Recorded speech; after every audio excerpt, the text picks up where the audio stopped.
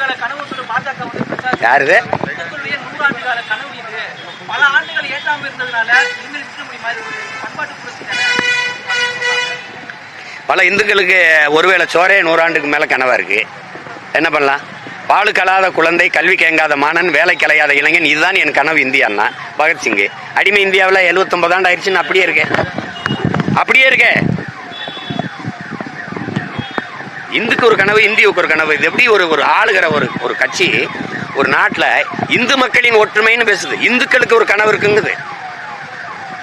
இந்திய மக்களின் ஒற்றுமைன்னு தான் பேசணும். நாட்டின் மிக உயர்ந்த இடத்துல இருக்காம ஐயா உள்துறை அமைச்சர் அமித்ஷா வந்து சொல்றாரு, இது இந்து மக்களின் ஒற்றுமை, இந்து மக்களின் எழுச்சிங்கிறப்பல, ஒற்றுமைங்கிறப்பல. அப்ப இந்திய மக்களின் ஒற்றுமை என்ன ஆகும்? எப்படி?